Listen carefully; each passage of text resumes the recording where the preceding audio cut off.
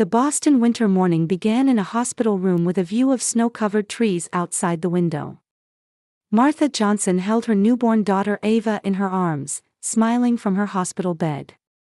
After 3 days of labor, she had given birth to a beautiful, healthy baby girl, and despite her exhaustion, she was filled with happiness. "She's absolutely perfect," whispered Nathan Clark as he placed his hand on Martha's shoulder. His blue eyes shone with the joy of new fatherhood. Nathan was a successful real estate agent in Boston, always impeccably dressed. Today, too, he wore a fine navy suit, looking as if he were attending a business meeting. "Mom, can I hold the baby?" 12-year-old Thomas peeked in from the doorway. Martha's son from her previous marriage had been looking forward to his new sister's birth. "Of course, but be careful," Martha said as she watched Thomas enter.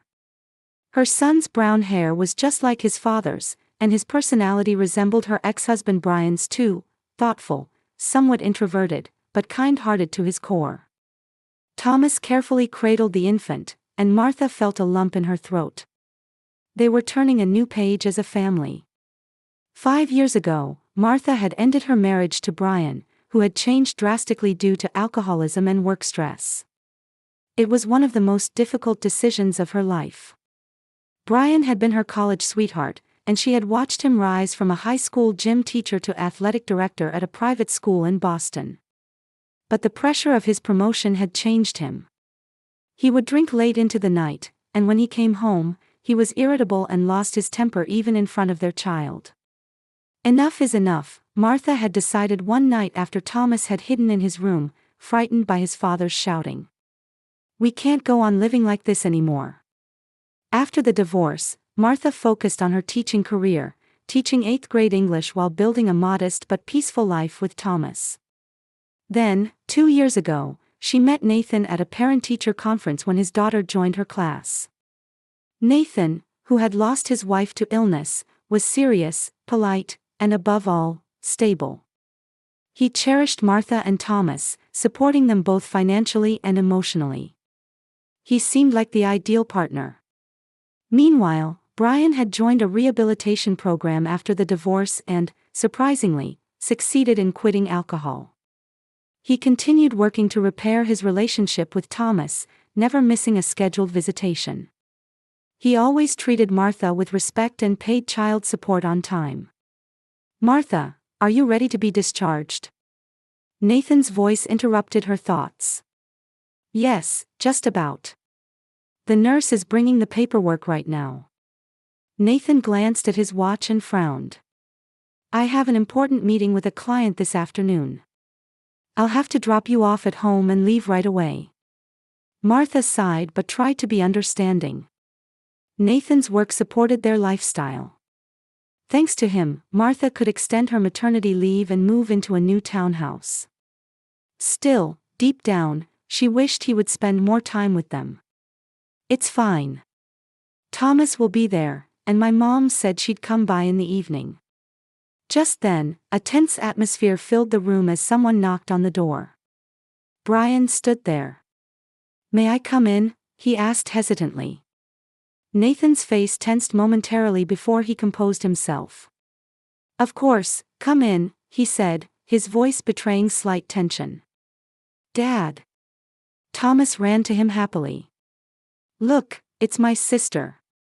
Brian still retained the look of a former high school football star. After the divorce, he had rebuilt himself physically and mentally and now worked as a counselor at a local rehabilitation center.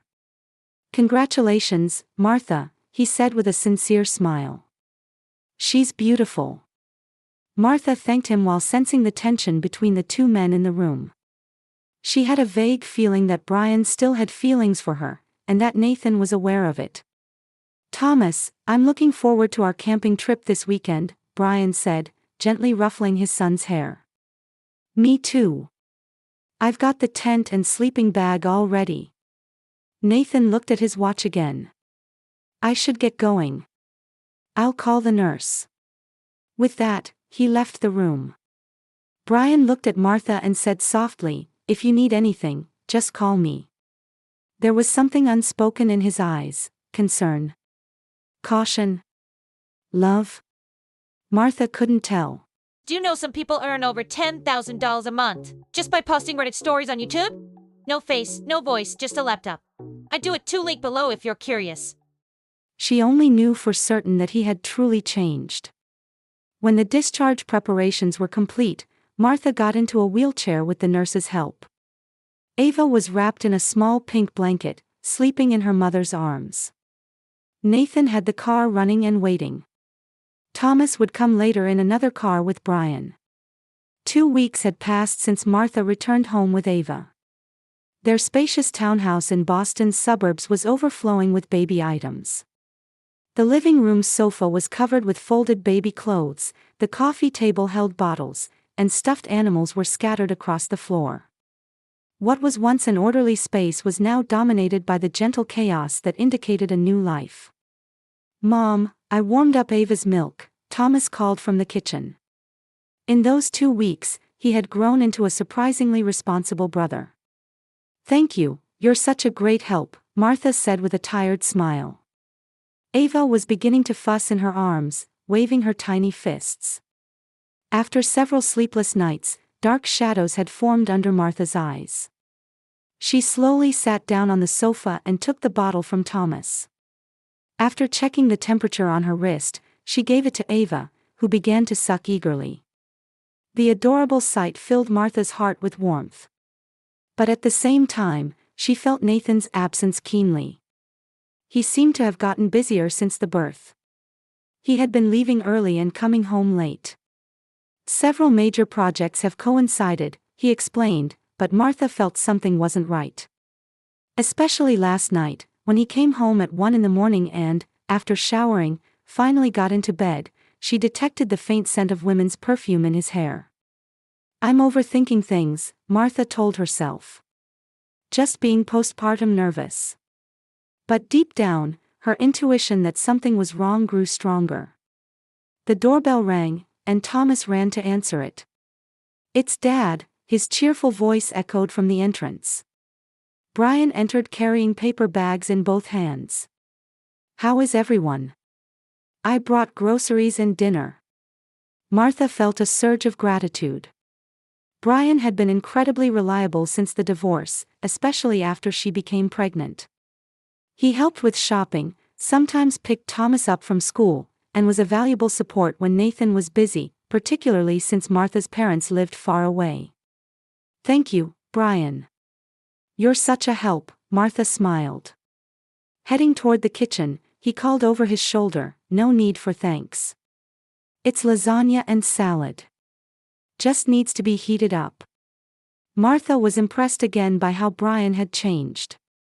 He used to be a man who never cooked at all, but now he could prepare decent home-cooked meals. His work at the rehabilitation center seemed to have helped him grow. "Hey Mom, Dad's taking me to a baseball game this weekend," Thomas announced excitedly. "Is Nate Dad coming too?"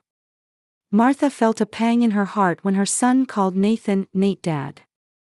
Thomas was desperately trying to find his place between his two fathers. "He seems busy with work." "I'll ask, but I can't promise anything." Again. Disappointment mixed in Thomas's voice. "He's always busy, isn't he?" Brian returned from the kitchen and, perhaps sensing the situation, changed the subject. "By the way, Thomas, how was your math test last week?" At dinner, the three of them sat around the table, while Ava slept in her bassinet next to Martha. The conversation flowed pleasantly, and Martha was grateful for this moment of peace. However, her phone rang, and Nathan's name appeared on the screen. "I'll be late again," his voice sounded tired but also somewhat tense. "I have a dinner with clients. I'll be back by morning." "I see," Martha could barely respond. This was the third late dinner this week. "Take care." When she hung up, Brian was looking at her. He didn't say anything, but his eyes showed concern. "His work keeps him busy," Martha said as if making an excuse.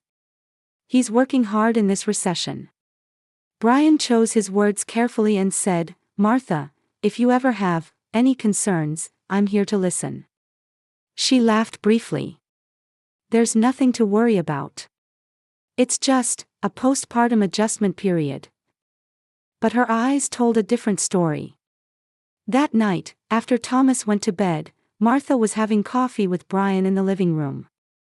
Ava had just fallen asleep in the next room. Is there anything concerning you about Nathan? Brian suddenly asked.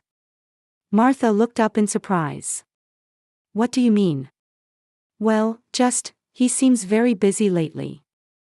Leaving you alone is. He's working for us, Martha said defensively. Thanks to him, I can take time off work and be with Ava. Brian raised his hands. All right, Martha. I'm just concerned. After a quiet moment, Brian stood up.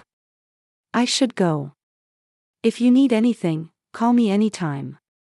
Martha saw him to the door. Thank you, you've been such a help today. After he left, Martha entered Nathan's study. On his desk were neatly organized piles of documents. Despite feeling guilty about what she was doing, she opened a drawer. Business cards, contracts, photos, and a note with an unfamiliar woman's name. Jessica, 8:30 p.m. at Sherwood. Martha's heart raced. Sherwood was a luxury hotel downtown. She took out her phone and checked the call history. The dates Nathan claimed to have, client dinners, matched the date on the note. Just then, Ava's cry came through the baby monitor. Martha returned the note to its place and hurried to her daughter. As she picked up Ava, tears fell from Martha's eyes. It's okay, Mommy's here, she whispered to the baby, but she seemed to be reassuring herself as well. The pediatric ward at Boston General Hospital was warm and bright. Martha was wrapping baby Ava in preparation for discharge. It was 2 days earlier than planned, but the doctor had determined that both mother and child were healthy enough. In truth, Martha herself had requested the early discharge. Are you sure you're ready to go home today? Nurse Janet asked with concern. Isn't your husband coming to pick you up?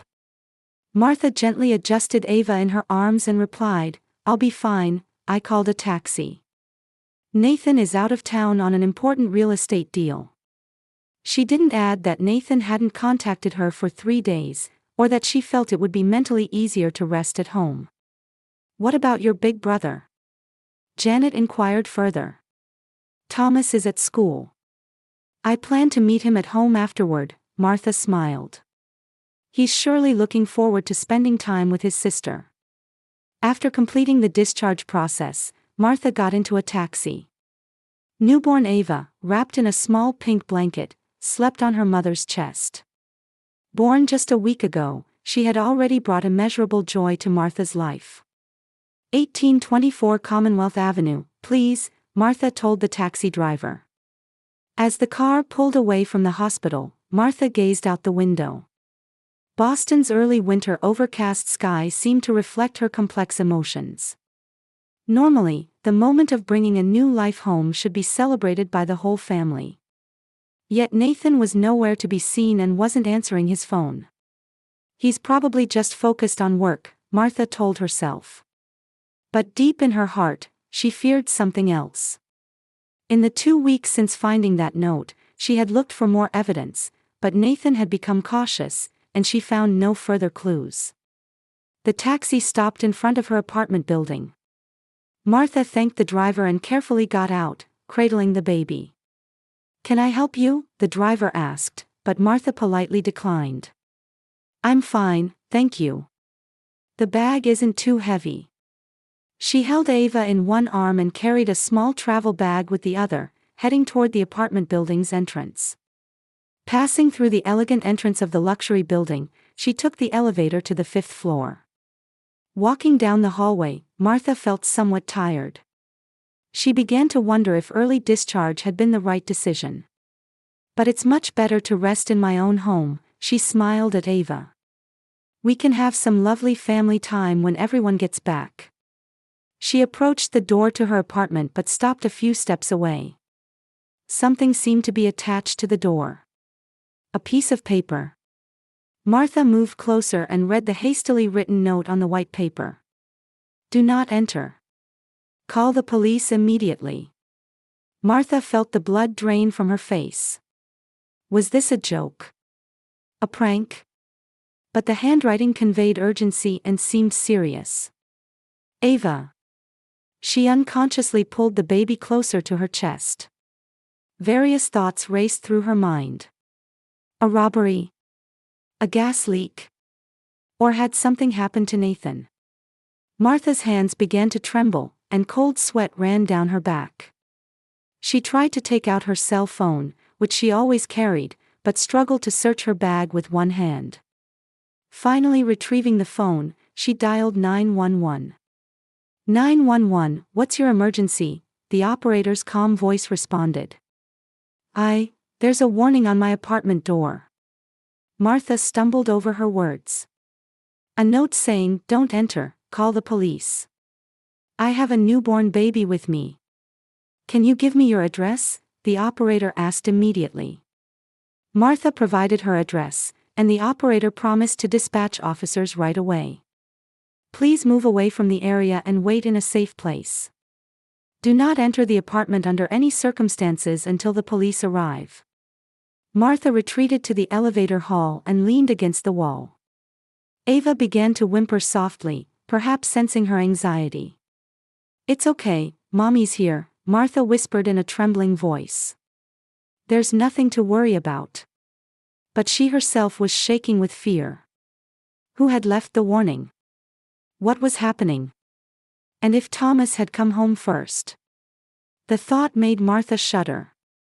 About 5 minutes later, police sirens could be heard in the distance. Soon, 2 police officers emerged from the elevator. One was a middle-aged man, the other a young woman. Mrs. Johnson? The male officer asked. Detective Jim Connor. This is Officer Sarah Ramirez.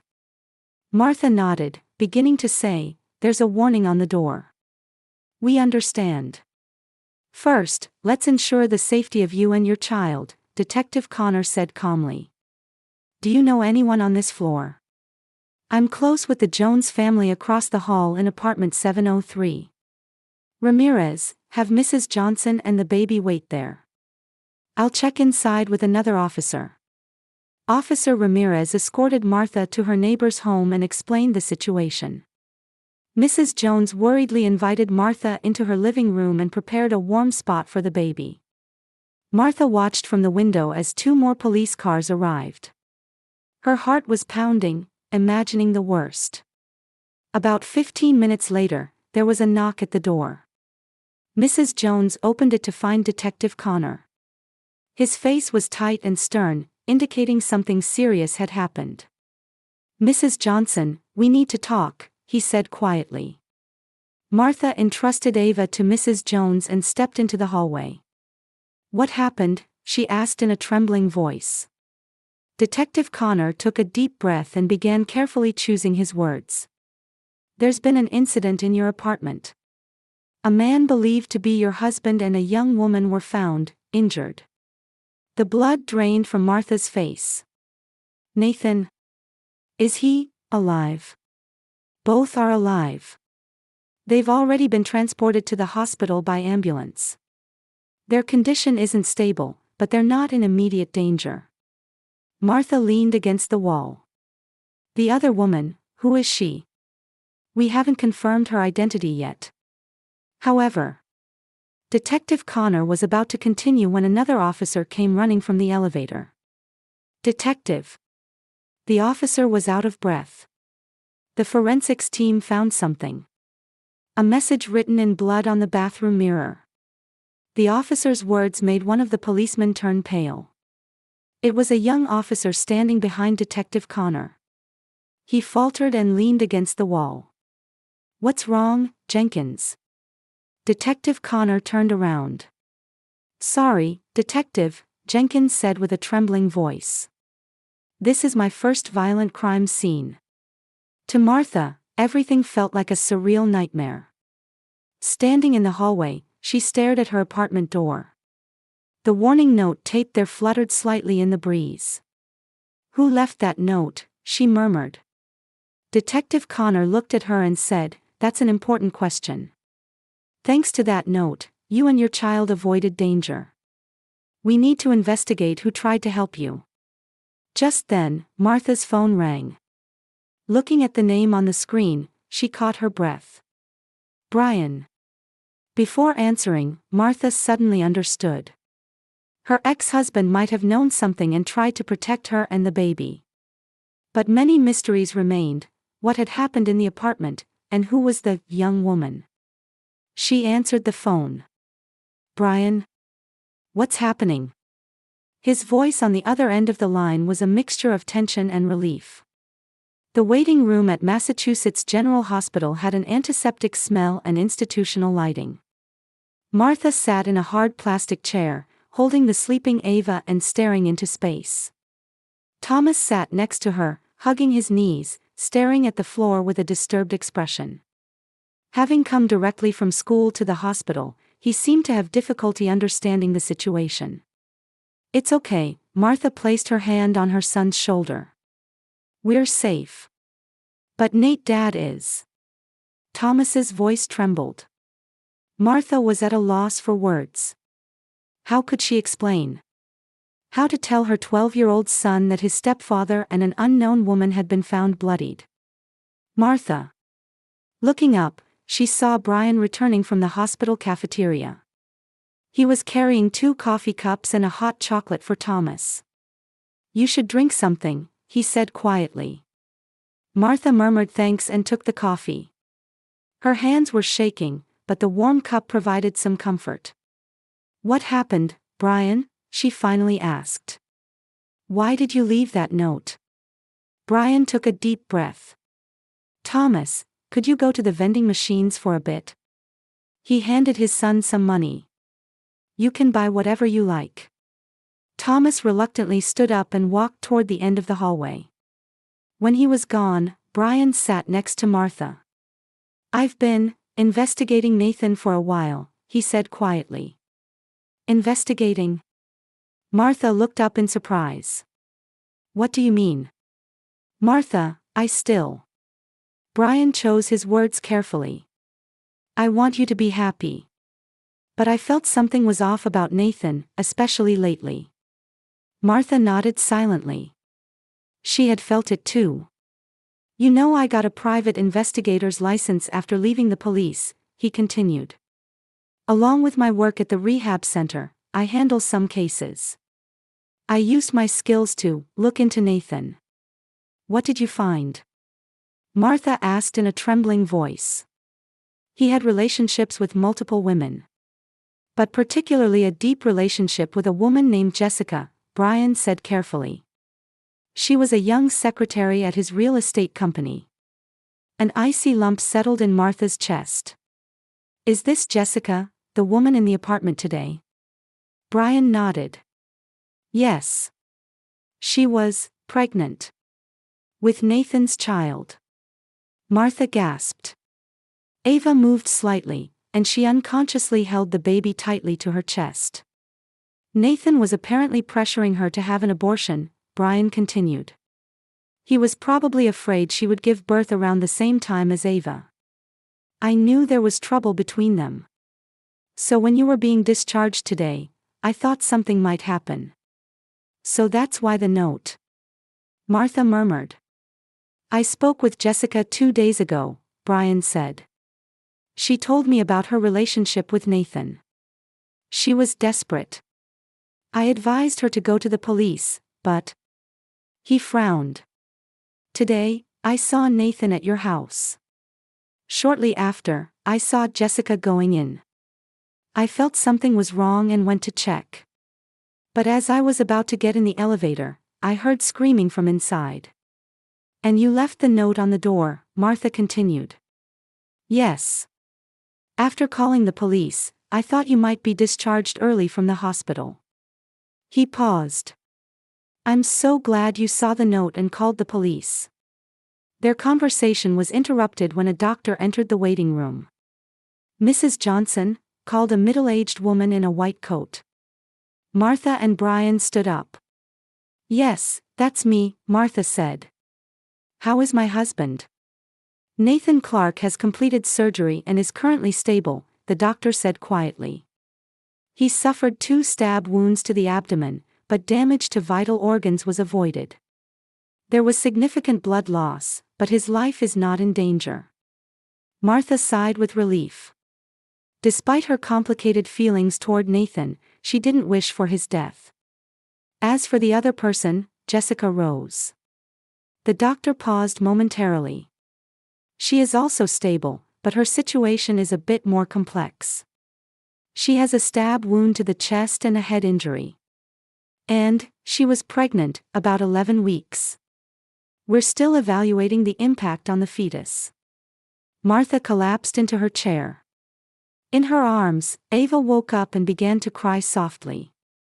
Message from the police, a nurse approached the doctor and whispered something. The doctor nodded and turned back to Martha. The police want to speak with both of you. Apparently, they found some important evidence on Rose's cell phone. Just then, Detective Connor entered the waiting room. His expression was even more serious than before. Mrs. Johnson, there's been a new development, he said carefully. We found recordings of conversations between your husband and Ms. Rose on her cell phone. The content is quite serious. Martha, holding the baby close, asked, "What do you mean?" According to the recordings, Mr. Clark was pressuring Rose to have an abortion and threatening that she would regret it if she refused, the detective explained. There's also evidence that he had been violent toward Rose previously. That's... Martha couldn't believe it. The Nathan she knew, who always seemed gentlemanly and thoughtful, had another face.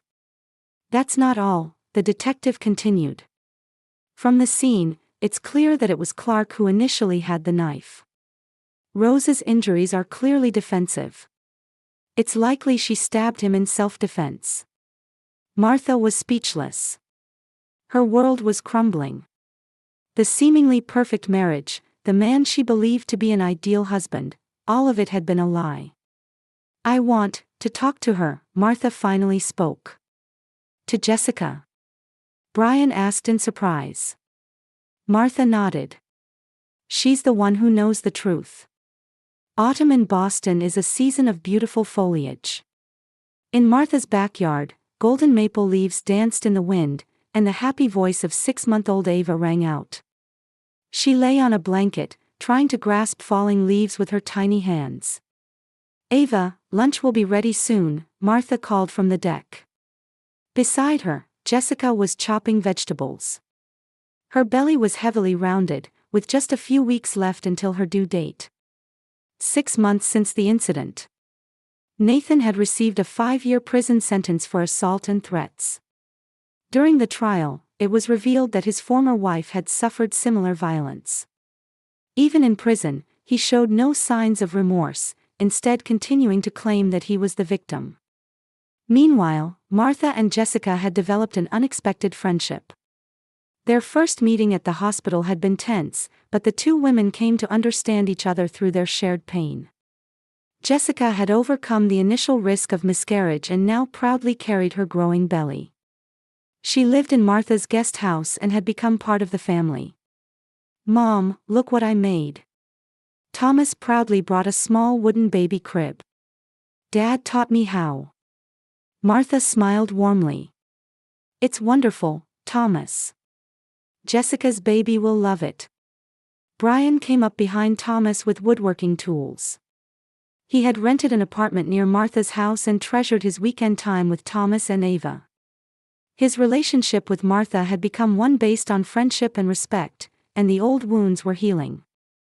Pizza's here. Brian's mother Margaret came into the backyard carrying large pizza boxes. She often joined family gatherings as the children's honorary grandmother. The Hawaiian is mine. Elderly Betsy from next door also came up to the deck with a homemade apple pie. Living alone, Betsy had looked after Martha since she first moved in and was now part of the family. Martha looked around at them all, filled with happiness. This was family. Not necessarily connected by blood or marriage vows, but a gathering of people united by caring for and supporting each other. At dusk, everyone gathered around the table, talking animatedly about Thomas's school events, plans for Jessica's baby shower, and Brian's new job. Martha paused for a moment to imprint this warm scene in her heart. "Let's take a family photo," Betsy suggested. Everyone gathered on the deck, with Margaret holding a selfie stick in the center. Everyone smiled. As the camera shutter clicked, Martha offered a small prayer. That this happiness, these true bonds, could be cherished forever. No one noticed, but across the street, a car was parked. Nathan, on weekend release from prison, watched through the window at the lights of Martha's house and the family filled with smiles. Regret showed on his face, but it was already too late. What he once had but failed to cherish, trust, love, and a true family, Martha had found in a new form. As the night deepened, warm light continued to spill from the windows of Martha's house. That light quietly told the story of a place where wounded hearts could heal and new bonds could form.